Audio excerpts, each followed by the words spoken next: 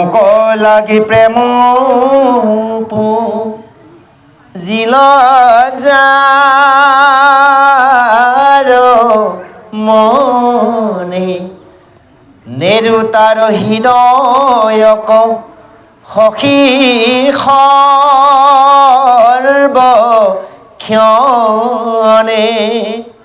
বান্ধিলে ক আমাৰ পাওঁত প্ৰেম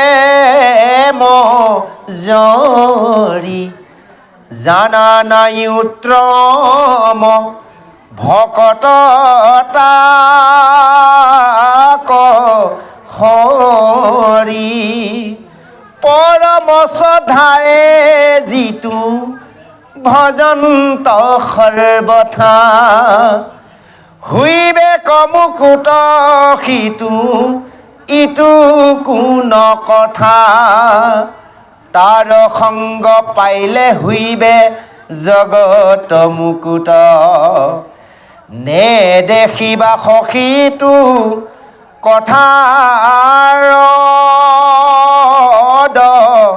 ভূত কৃষ্ণৰ বচন শুনি মুখ্য হৰি দাস প্ৰণামী পুচন্ত পুনু তেজীয়া নিশ্বাস আৰম্ভ কতি পৰম গতি জানিলো নিশ্চয় চেদিউক দেৱ দুনাই মনৰ সংশয়। জয় কৃষ্ণ। এতিয়া সুন্দৰভাৱে কৈছে, এতেকে সেইজন মোৰ ভকতক তেওঁ এই শৰীৰত পাপ কোনো কাৰণত চুব নোৱাৰে। তেওঁ শৰীৰটো সদায় পুণ্যৱন্ত হৈ থাকে আৰু সেইজন নৰয় মুক্তিপ্ৰাপ্ত হয়। কোনজন? ক্ষুদ্ৰ দেৱতাক মতি নিদি যিজনে কৃষ্ণক ভজে। যদি আমি ক্ষুদ্ৰ দেৱতাক বেছিকৈ মতি দি খোৱা বোৱাক ধৰিয়ে যদি ভক্তি কৰোঁ তেতিয়াহ'লে কিন্তু আমাৰ এই শৰীৰত কিন্তু পাপ, যে আমাৰ খোৱা বোৱাতে কিন্তু আমাৰ মনটো লেতেৰা হয়। যে কৃষ্ণক চিন্তা কৰিলেও আমাৰ মনে বাৰে বাৰে কৃষ্ণ চিন্তা কৰিব নোৱাৰে। গতিকে আমাৰ সেইকাৰণে খোৱা বোৱাটো আমি খুব সাৱধানে খাব লাগিব। খাদ্যৰ ওপৰতো আলোচনা নকৰোঁৱে বাৰু, বহুত সমস্যা হয় খাদ্যৰ ওপৰত। যা হওক, সেইকাৰণে খোৱা বোৱাটো আমি অলপ সযতনে খাব লাগে। যা হওক, এতিয়া কৈছে এনেভাৱে কৈছে যে সেয়া হৈছে কুটিকী পণ্ডিতসকলে যদি এই কথা নেমানে তেনেহ'লে ঢোল কোবাই উদ্ধৰ বাহুৱে চিঞৰি চিঞৰি তেওঁলোকক বাক্য খণ্ডন কৰিবা, কাটিবা। কোনোবাই যদি কয় বোলে কি জ্ঞানত গতি পায়, হয়নে বাৰু? বোলে ধ্যানত কৰ্মত গতি পায়, তেনেহ'লে এই বাক্য কাটিবলৈ ঢোল কোবাই কোবাই চিঞৰি ক'ব দিছে। যদি ক্ষুদ্ৰ দেৱতাক মতি নিদি এক কৃষ্ণৰ প্ৰভু ভগৱন্তক যদি মন দিয়া যায় তেনেহ'লে সেইজন পণ্ডিতে তৰিব, অৰ্থাৎ সেইজনে তৰিব পাৰিব। কোনোবা কুটকী পণ্ডিতে যদি এই কথা নেমানি ইয়াত বাস কৰে তেনেহ'লে ঢোল কোবাই উদ্ধৰ বাহুৱে তেওঁ বাক্য খণ্ডন কৰিবা।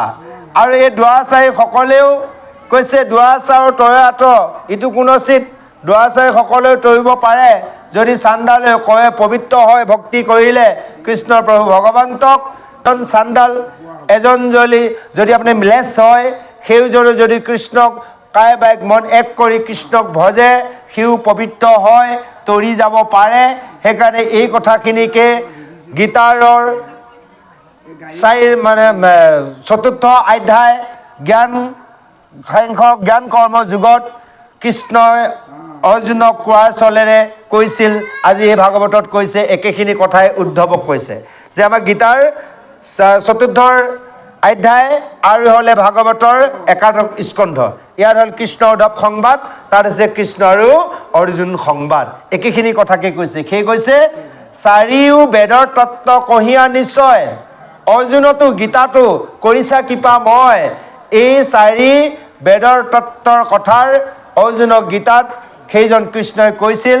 আজি সেই তপ জপ পৰম সন্যাস দানৰ কথাৰ সেয়া আজি উদ্ধৱ মহন্তক কৃষ্ণই কৈছে, অৰ্থাৎ আমাৰ সমস্তক কৈছে যে তপ জপ কৰি সন্যাস মহাদান কৰি আৰু সাংখ্য যুগৰ তত্ত্ব জ্ঞানেও কৃষ্ণক নেপায় সেই কৈছে মোক নাপাব সেই সখী কেৱল ভক্তিয়ে মোক বৈশ্য কৰিব পাৰে আমি ভকতি মাগে বান্ধিব লাগিব আৰু চাওক অকলে এতিয়া কিবা এটা কাম কৰিব নোৱাৰোঁ এই ডাঙৰ বস্তু এটা দাঙিবও নোৱাৰোঁ ধুইও ৰাখিব নোৱাৰোঁ এই দুজন এজনক মাতি ল'লে কামটো কৰিবলৈ ভাল সহজ হয় হয়নে বাৰু ডাঙৰ বস্তু এটা দাঙিবলৈ বৰ দিগদাৰ অকলে কাৰোবাৰ এজনৰ যে এই ইফালে ধৰকচোন ধৰক দাঙি দিলে অলপ কষ্টটো কম হয় তদনো ভগৱন্তক বান্ধাটো বৰ কষ্ট সেইকাৰণে সাধু সংঘ একত্ৰিত হৈ ভগৱন্তক বান্ধা যায় গম পাইছেনে ভগৱন্তক বান্ধাটো বিৰাট সহজ নহয় কিন্তু সহজ হয় জানিলে এতিয়া গুৰু গৃহত থাকোঁ ভগৱন্তক বান্ধিবলৈ সদায় যত্ন কৰিছে প্ৰেম ভক্তিয়ে পৰা নাই ফটকৈ ভকত মাতিলে মাজতে বোলে মাহেকে পহকে আমাৰ গুৰু মানে ভকত সেৱা এটা কৰোঁ ভকত কেইজনমান মাতি গুৰু গৃহতে অকণমান ভগৱন্তৰ গুণৰ নাম কৰালে সেইদিনাখন ভগৱন্তৰ উপায় নাই আৰু হাও এজনে বান্ধিব বিচাৰিছিল পৰা নাই আজি বান্ধ খাই গ'লোঁ যেনেকৈ যশোদাই হয়নে বাৰু কৃষ্ণক ব্ৰহ্মক বান্ধিছিল অৱশ্যে যশোদাই বান্ধিব নোৱাৰিলে ভগৱন্তই ভকতৰ দুখ দেখি ভকতৰ স্নেহত নিজে নিজে বান্ধ ল'লে তে আমিও যেতিয়া ভকতক মাতি স্নেহ কৰিম ভগৱন্তে চিন্তা কৰোঁ নোৱাৰি এজনৰ ওচৰত মই বান্ধ খাবই লাগিব সেই কথাটো কি কৈছে যে কৈছে এনেভাৱে কৈছে কেৱল ভকতি মাত্ৰ কৰয় মোক বৈশ্য কহিলোঁ উদ্ধৱ ইটো তোমাৰ ৰহস্য যে সেই উদ্ধৱ ইয়াৰ ৰহস্য কথা ক'লোঁ কেৱল ভক্তিয়ে মোক বৈশ্য কৰিব পাৰে জগতৰ যিমান ধৰ্ম কৰ্ম আছে সকলো জানিব পাৰে এজন ব্যক্তিয়ে বা এজন মনুষ্যই আৰু মোক আত্মা বুলিও জানে যুগৰ বলেৰে কিন্তু তথাপিতো পবিত্ৰ তেওঁ এই চিত আৰু তেওঁ অনুচিত নহয় মানে শুদ্ধ নহয় কাৰণ তেওঁ মৃত্যু ভয় জ্ঞানী কৰ্মীয়ে কেতিয়াও এৰাব নোৱাৰে অৰ্থাৎ আমাৰ উদ্দেশ্য হৈছে আমি মৃত্যুক তৰিব লাগে অৰ্থাৎ জন্ম মৃত্যু চক্ৰক বন্ধ কৰিব লাগে অৰ্থাৎ মৃত্যুঞ্জয় মৃত্যুক জয় কৰিব লাগে এখন আমি খেল খেলি আছোঁ জন্ম মৃত্যু এখন খেল বাৰে বাৰে হাৰিছোঁ বাৰে বাৰে খেলিছোঁ জিকিব পৰা নাই এইবাৰ যদি জিকিব নোৱাৰোঁ আকৌ 84 লক্ষ ৰিউনি ভ্ৰমণ কৰিব লাগিব হয়নে বাৰু যেনেকৈ উদাহৰণ দিওঁ ধৰি ল'লোঁ ধৰক ATMত গ'লে এই বিহুৰ সময়ত হয়নে বাৰু ATMত গৈ লাইন পাতিলে ATMত গৈ লাইন পাতি গৈ আপুনি ATMৰ সন্মুখ পালে ধৰি ল'লোঁ আপুনি প্ৰভুজনে আমাৰ আপোনাৰ হেৰিখন ATM কাৰ্ডখন দি আইগৰাকী কাৰ্ডখন লৈ গ'লে তাত যেতিয়া চাই যা আইগৰাকী কাৰ্ডখনত টকা নাই আকৌ ঘৰলৈ আহিল ATM কাৰ্ডখন লৈ গ'ল আপোনাৰ আপুনি যোৱাৰে তাত কিমান হ'লে জানে 84 জন খাৰা হৈ আছে এতিয়া আপোনাক কৈ দিব নেকি আপুনি ATMখন আনিল কাৰণে আগত আহক যাওক আকৌ আপুনি সোমাই লৈ যাওক টকা কাৰণে আপোনাৰ ডাইৰেক্ট ক'ব পিছত যাওক বুজি পাইছে 84 লক্ষ ইউনি আমি ভ্ৰমণ কৰি আছোঁ কীট পতংগৰ পৰা বৃক্ষ তৰু তৃণ মাছ কাছৰ পৰা গৰু ছাগলী পশু পক্ষী ইত্যাদি হৈ আছোঁ 84 লক্ষ ইউনি ভ্ৰমণ কৰি আহি অৱশেষত মনুষ্য জন্ম পাইছোঁ এই জন্মত যদি ভক্তি কৰি যাব নোৱাৰোঁ সেইবাৰ আকৌ ক'ব বোলে যোৱা এই 84 নম্বৰ পৰা আকৌ আৰম্ভ কৰা আহি থাকিব লাগিব এই আহোঁতে 84 লক্ষ ইউনি কি যে হ'ব ঠিকনা নাই কিমান দুখ যন্ত্ৰণা ভুগিছোঁ বাৰে বাৰে আৰু দুখ পাব নিবিচাৰোঁ এই কথাখিনি আমি জানি যদি ভক্তি কৰোঁ তেতিয়াহ'লে আমাক সাৰ্থক হ'ব যদি এইখিনি আমি জনা নাই তেতিয়াহ'লে আৰু কামেই নাই হয়নে বাৰু সেই কথাখিনি কৈছে যে এনেভাৱে কৈছে সেইকাৰণে সেই ভকতৰ আজি কৈছে সেইজন ভগৱন্তই উদ্ধৱক সিদ্ধান্ত দিছে তুমি এনেভাৱে কৰিবা আৰু জানি ল'বা যে এই ব্ৰহ্মাণ্ডৰ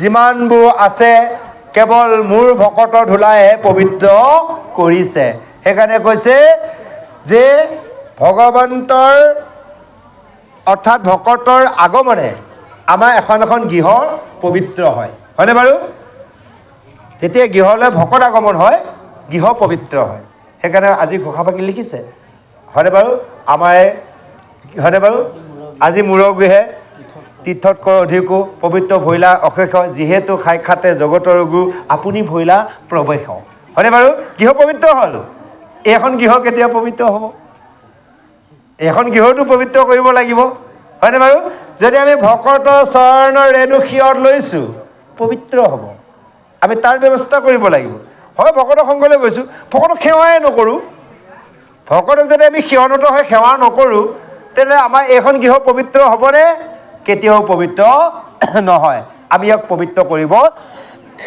লাগিব আৰু সেইকাৰণে এইখন গৃহ আমাৰ পবিত্ৰ হ'ব আকৌ বাহ্যিক গৃহখন আমি পবিত্ৰ কৰিম তাৰো আমি কিছু ৰীতি নীতি কৰিব লাগিব।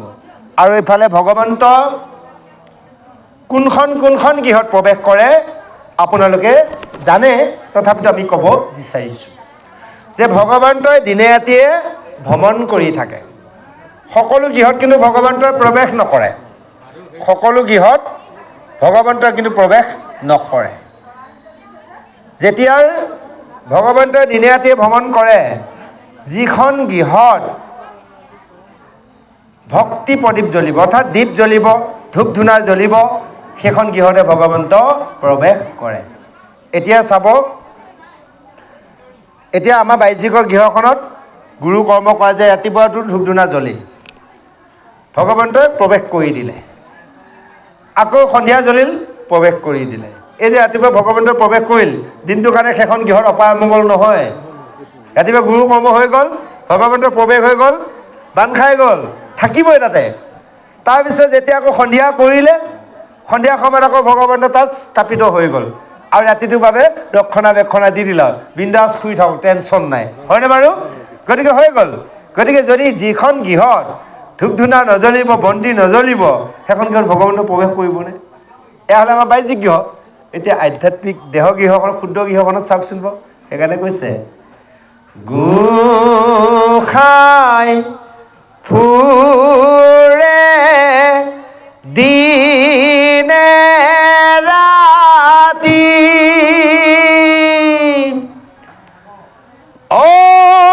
কাৰ ঘৰে জ্বলে বন্তি,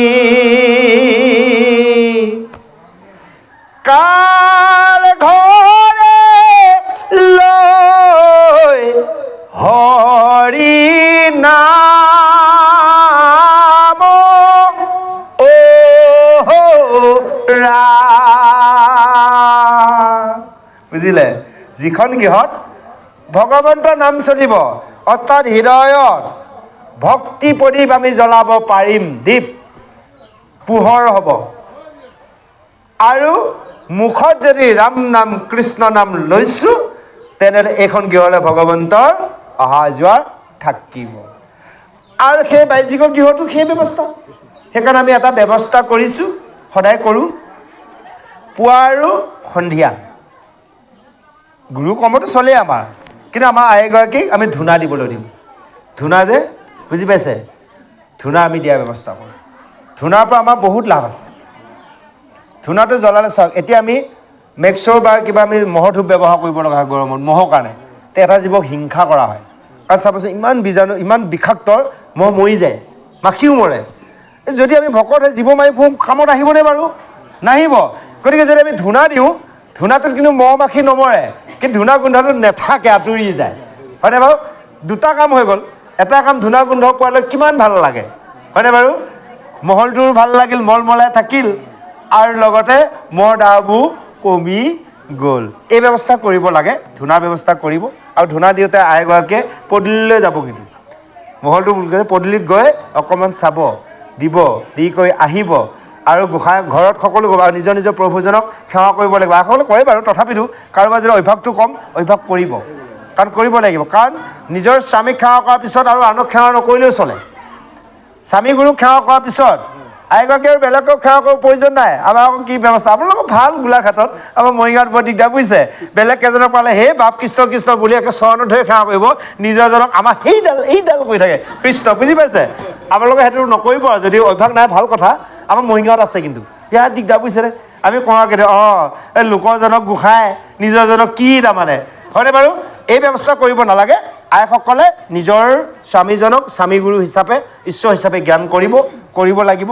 আজি আমি অকণমান আগত ক'লোৱেই যে আপোনালোকৰ আইসকলৰ দ্বাৰাহে ভকতসকলে ভক্তি কৰিব পাৰে, কাৰণ আমাৰ আইগৰাকীৰ বাবেহে আমি সম্ভৱ হৈছে ভক্তি কৰা।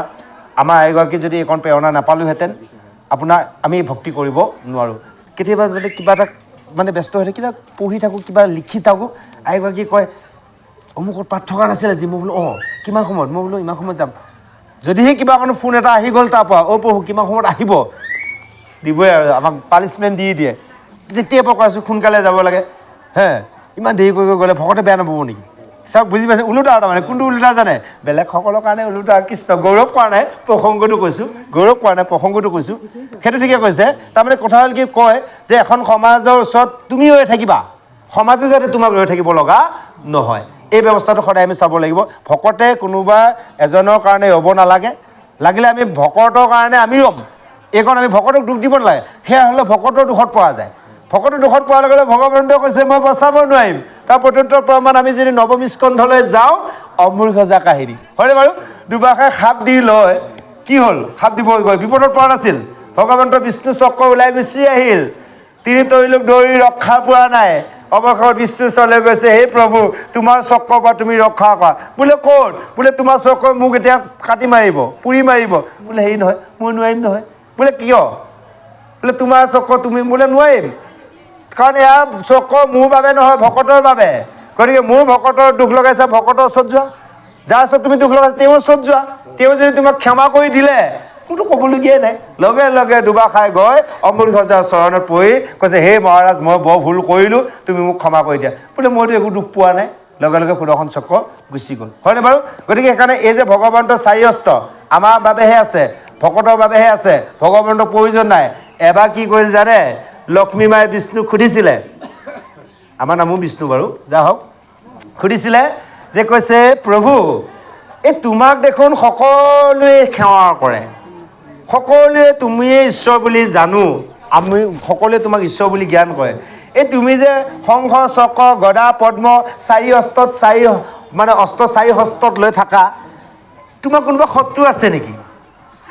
লক্ষ্মীয়ে সুধিছে বিষ্ণু, হয়নে বাৰু? চাৰিখন হাতত চাৰিডাল অস্ত্ৰ লৈ থাকে, এতিয়া শত্ৰু থকা মানুহ এজনে হাতত অস্ত্ৰ লৈ ফুৰে। আমাৰ গাঁৱৰ মানুহবোৰ অভ্যাস আছে দিয়ক, ৰাতি হ'লে দা এখন লাখুটি লৈহে যায়, ভকত হ'লেও লৈ যায় দিয়ক। ভকতৰনো কি ভয় আছে? লগত ভগৱান আছেই দেখোন, ভকতৰ লগত হাতত হ'লে অস্ত্ৰ লৈ যোৱাৰ কি প্ৰয়োজন? মহা অস্ত্ৰ আছে, নাম অস্ত্ৰ আছে, হয়নে? গদা শংখ চক্ৰ গদা পদ্ম ভকতৰ লগতে আছে, মুখতে আছে, আকৌ লাখুটি এডাল, হয়নে বাৰু? তেতিয়া কৈছিল বোলে শুনা দেৱী, বঢ়িয়াকৈ বিষ্ণুৱে হাঁহিটো মাৰি কৈছে, এয়া অস্ত্ৰ মোৰ বাবে নহয়। বোলে কাৰ বাবে প্ৰভু? মোৰ ভকতৰ বাবে, বুজি পাইছে? সেইকাৰণে ভগৱন্তে চাৰি অস্ত্ৰ লয়, শংখ চক্ৰ গদা পদ্ম প্ৰস্তুত কৰি ৰাখিছে আপোনালোক আমাক ৰক্ষা কৰিবলৈ। আমি নিবিচাৰোঁৱে, আকৌ বিচাৰিব লাগিব, হয়নে বাৰু? বিপদে আপদে সুখে দুখে যদি ভগৱন্তৰ নাম লৈ থাকোঁ, সেই শংখ চক্ৰ গদা পদ্ম আমাক ৰক্ষা কৰিয়েই থাকিব, আমি সেইকণ কিন্তু বিচৰা নাই। সেয়েহে আমি ভগৱন্তৰ ঐশ্বৰ্য বিচাৰোঁ, ভগৱন্তক নিবিচাৰোঁ। কেনেধৰণৰ জানে?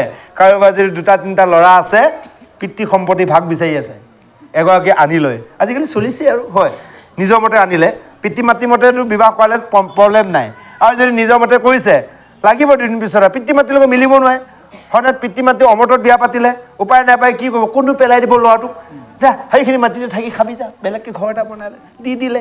তাৰপিছত কি হ'ল, সেই ভেটিটো পায় লাহে লাহে এতিয়া বাকী সম্পত্তি ভাগ বিচাৰি আছে। যে দেউতাকৰ ভাগ বিচাৰিছে, দেউতাক মাকক নিবিচাৰে, হয়নে বাৰু? জীয়াই জীয়াই নিজৰ দেউতাকক যদি দুটা ল'ৰা দুভাগ কৰিলে জীয়াই থকা মানুহটোকে, বুজিছে? আৰু যদি তিনিটা হয় তিনি ভাগ কৰে। কিন্তু সেইকাৰণে কৈছে আমিও ভগৱন্ত তেনেকুৱা নহৈছোঁ, ভকতসকলে ভগৱন্তক বিচৰা নাই, ভগৱন্তৰ দ্ৰব্যখিনি বিচাৰি আছোঁ, বুজি পাইছে? জয় কৃষ্ণ, বুজি পাইছে? ঐশ্বৰ্য বিভূতি বিচাৰি আছোঁ, ভগৱন্তক বিচৰা নাই। যদি ভগৱন্ত আমাৰ লগত থাকে গোটেই সম্পত্তি থাকিব দেখোন। মা দেউতা যদি মোৰ লগত থাকে, তে মা দেউতাৰ সম্পত্তি মোৰ লগতে থাকিব। মা দেউতাৰ পৰা যদি মই বেলেগ হওঁ, মা দেউতাৰ সম্পত্তি মোক এৰি নিদিয়ে, দিবনে বাৰু? ভগৱন্তৰ পৰা যদি আমি বেলেগকৈ থাকিব বিচাৰোঁ, ভগৱন্তৰ সম্পত্তি দিনে ৰাতি আমি বিচাৰিলে পামনে? নাপাওঁ। গতিকে ভগৱন্তক লগত ৰখা সদায় চিন্তা কৰক, হয়নে?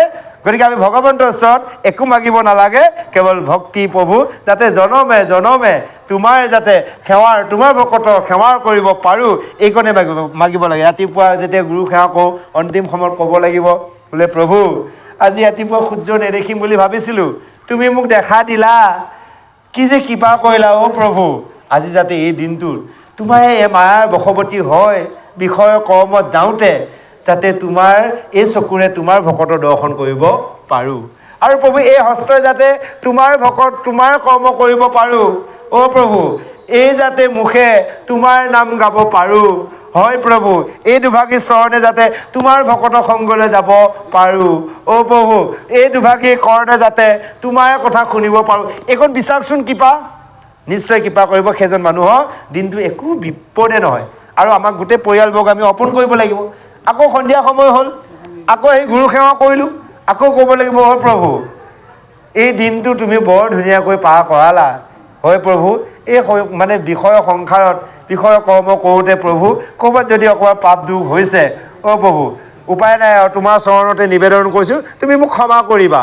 আকৌ লাষ্ট টাইম গুৱাহাটীটো কোৱা প্ৰভু বোলে মৰা আৰু টোপনি সমান। ৰাতি শুই থাকোঁতেও যদি যাব লগা হয় প্ৰভু, যাতে তোমাক আৰু তোমাৰ ভকতকে দৰ্শন পাওঁ। তে এজন যদি ভকতৰ মৃত্যু হয় টোপনিত, যদি ভকতৰ সংগ বা কৃষ্ণৰ নামত বা কৃষ্ণক দেখি, তেওঁলোক ডাইৰেক্ট গতি বৈকুণ্ঠ হৈ আছে, হয়নে বাৰু? গতিকে মানুহ টোপনিটোতো গৈ আছে। গতিকে এই আমি অন্তিম সেইটোহে মাগিব লাগে। ঐশ্বৰ্য বিভূতি আমাৰ মাগাৰ কোনো প্ৰয়োজন নাই। অন্তত আমি ভগৱন্তই জানে যাক য'ত যি দিব লাগে তাৰ ব্যৱস্থা কৰি ৰাখিছে। আপোনালোকে আমি নিবিচাৰিলেও পাম, আপোনালোকে আমি বিচাৰিলেও নাপাম, হয়নে বাৰু? ভগৱন্তই কৈছে মই 4খন হাতে যদি দিওঁ, মোৰ ভকতে 2খন হাতে গোটাইবলৈ নোৱাৰে। আৰু যেতিয়া মই 4খন হাতে চপাই গোটাই ল'ম, 2খন হাতে বিচাৰি ফুৰিলেও নাপায় বোলে, গম পাইছে নাই? সেইকাৰণে কাৰোবাৰ দেখিছে ঐশ্বৰ্য বিভূতি খাওঁ তাও নাই, একেবাৰে য'তে ত'তে পৰি থাকে, কোনোবাই দিনে ৰাতি বিচাৰি ফুৰিলেও নাপায়। এয়া ভগৱন্তৰ কৃপা। আমি সেই ভগৱন্তৰ কৃপা পাত্ৰ হ'বলৈ আমি একান্তভাৱে ভগৱন্তক ভজিব লাগিব। আহক আমি পিছৰ পদলৈ আগবাঢ়িছোঁ। কৃষ্ণ।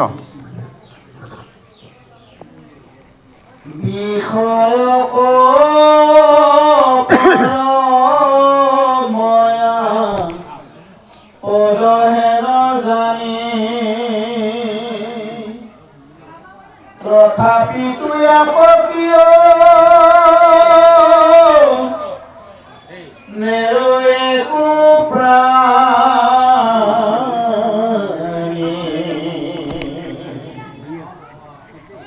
মাৰন্তু ভৎসন্তু যেন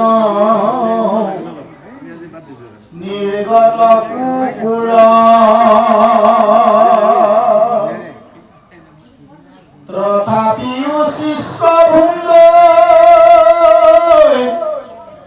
ত্ৰেজি নযায় দূৰ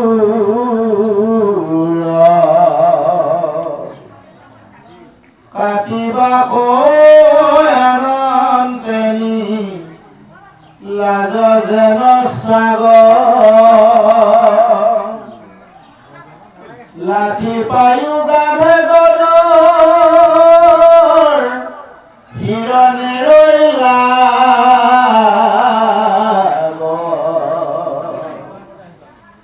সেইমতে দুসময় জানি নিৰন্তৰে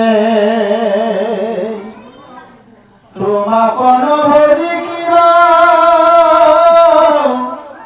আত্মঘাত কৰে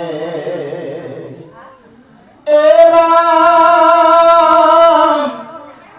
মাধৱে বুলন্ত্ৰ সখী শুনা পৰিষদ পঢ়ে সদে শাস্ত্ৰ যদি জানৈ চাৰি বেদ কৰিতে নপাৱে মুত তথাপি ভকতি নলৱে নলে যাৱে সন্তৰ সংগতি কাণত হন্ত কথা কৃষ্ণে গুইপ কৰি নাহিকে উপায় সখী সুসংগ কৰি আমাক নাপাওঁ পুনু জ্ঞানী কৰ্মী লোক সাধু সংগে অৱশ্যকে বৈশ্য কৰে মোক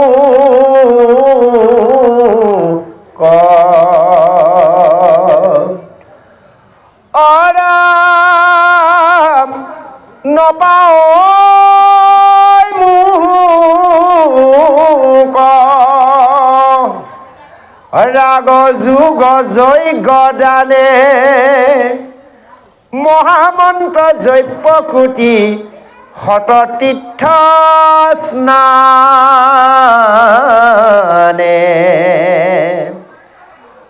নপাৱয়ামাক একা দোষী ওপৰ বাসে নকৰ বৈশ্বৰ মুক পৰম সৈনা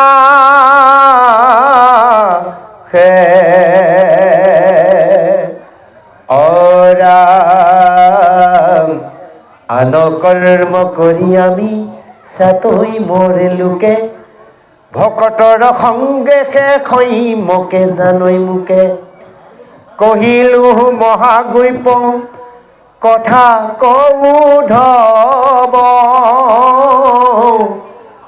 আৰু যিহেতু ভকত তুমি পৰম বান্ধৱ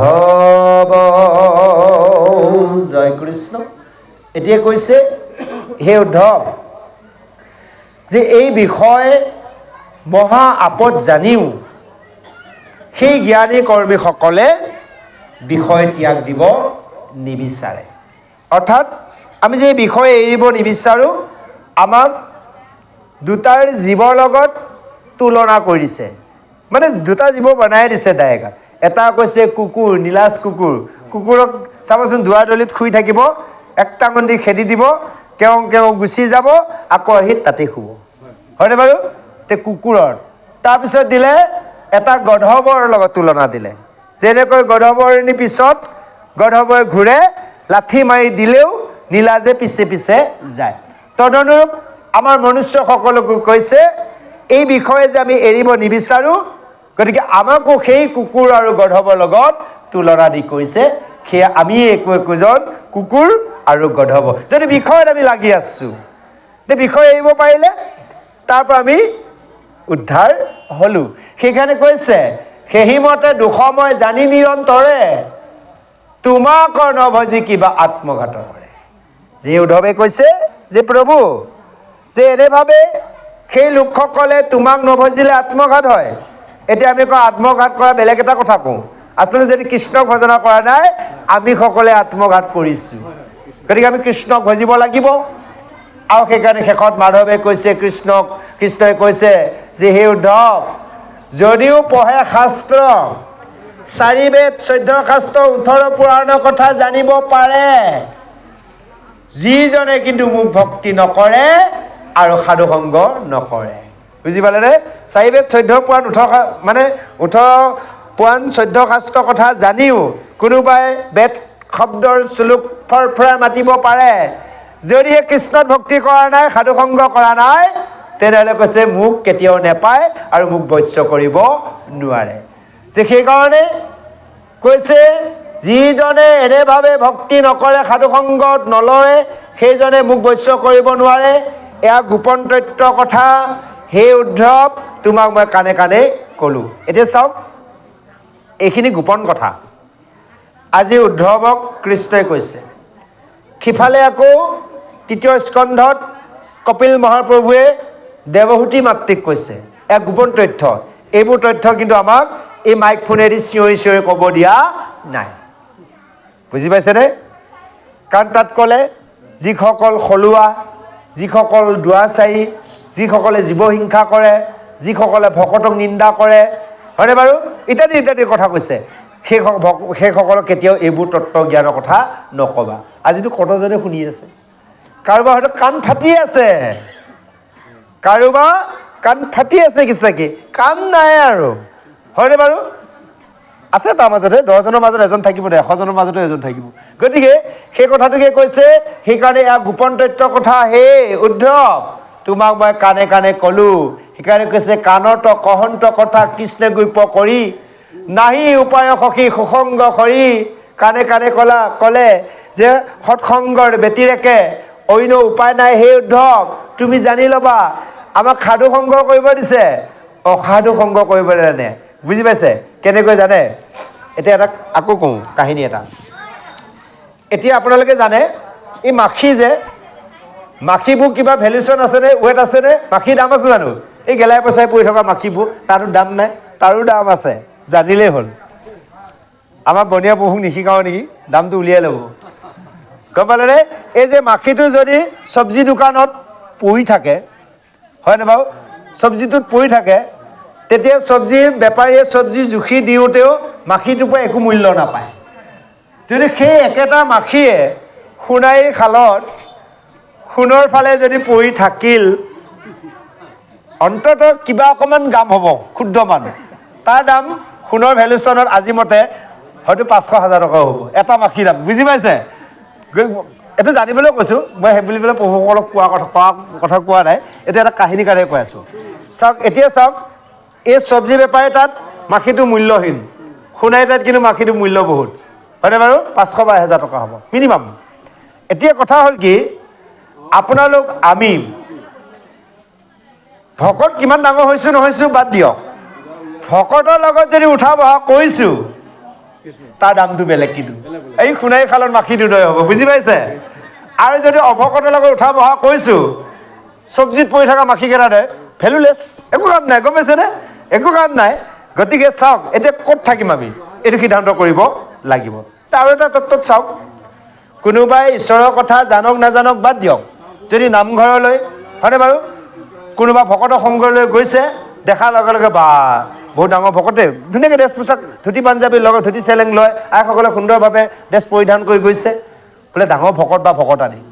যদি সেই একেজন মানুহে এখন যদি ৱাইন শ্বপৰ সন্মুখত খাৰা হৈ আছে, তেওঁ নাখায়ে, দেখিলে ক'ব বাৰু এই এটা বৰ মদাহী গিচাগি বুলি কয়, জয় কৃষ্ণ। বুজি পাইছে? গতিকে কাৰ ক'ত সন্মান, সেইকাৰণে এয়া মানে সৎসংগৰ কথা কৈ আছে। আমাক সৎসংগ কৰিব দিছে, অসৎসংগ কৰিব দিয়া নাই, হয়নে বাৰু? সৎ আৰু অসৎ আমি বিশ্বাস কৰি ল'ব লাগিব যে যিজনৰ মুখত হয়নে কৃষ্ণ কথা থাকে, যিজনৰ প্ৰতি, যিজনে সকলো প্ৰতি শ্ৰদ্ধা দয়ালু হয়, সেইজন সৎ, সেইজনৰ সংগ আমি সঘনাই কৰিব লাগে। আৰু অসৎ সংগ ল'লে অসৎ স্বভাৱ আহিব। সেইকাৰণে স্পৰ্শনত কি কৈছে, পাপ দিছে। অসৎৰ লগত আমি সংস্পৰ্শ কৰিব দিয়া নাই। এতিয়া চাওক, সেইকাৰণে চাব, ডাঙৰ ডাঙৰ কিছুমান মানে ব্ৰহ্মচৰ্যৰ মানে গুৰু আছে, হয়নে?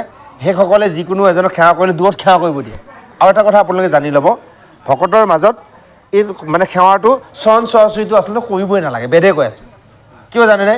এতিয়া আমি এইখন মায়াময় বিষয় সংখ্যাত সকলোৱে মায়াতে মুগ্ধ হৈ আছোঁ। এতিয়া আপুনি মই যদি কিবা এটা বিষয় সংসাৰত মায়াত যদি কিবা এটা অলপ কৰ্ম কৰি আছে, পাপ এটা লাগি আছে, এজন শুদ্ধ ভকতক স্পৰ্শ কৰি দিয়াৰ লগে লগে মই পবিত্ৰ হ'লোঁ, কিন্তু তেওঁক মই অপবিত্ৰ কৰি পেলালোঁ। বুজি পাইছেনে? গতিকে সেইকাৰণে আঁতৰে আঁতৰে সেৱাটো কৰাত একো অসুবিধা নাই, হয়নে বাৰু? সিহঁতক সংস্পৰ্শটো কৰিবই নালাগে। এতিয়া আমি সকলোৱে পবিত্ৰ আছোঁ, এতিয়া আমি সকলোৱে কৰিব পাৰোঁ, কিন্তু এনে অন্য ঠাইত কিন্তু মানে স্পৰ্শ কৰাটো অকণমান সমস্যা হয়। কাৰণ স্পৰ্শনত পাপ, হয়নে বাৰু? দৰ্শনত পাপ, শ্ৰৱণত পাপ, স্পৰ্শনত পাপ, কীৰ্তনত পাপ, হয়নে বাৰু? গতিকে পাপ আমাক লিখিছে, গতিকে এইবোৰৰ পৰা আমি পৰিত্ৰাণ হ'ব লাগিব। সেইকাৰণে সৎসংগ কৰিব লাগিব। কেনেকৈ? যেনেকৈ সোণাৰী খালৰ মাখি আৰু চব্জি মাখি, কোনে কোনটো লয় আপোনালোকে আইসকলে ল'ব। আইসকলে চব্জিটো নল'ব আকৌ, চব্জি কাটোতে ধুওঁতে আপোনালোকক জীৱনটো গৈছে আৰু চব্জি ফালে নাযাব, সোণাৰী ফালে যাওকচোন এবাৰ, কি হয় দেখা যাম, হয়নে বাৰু? জয় কৃষ্ণ। আহক।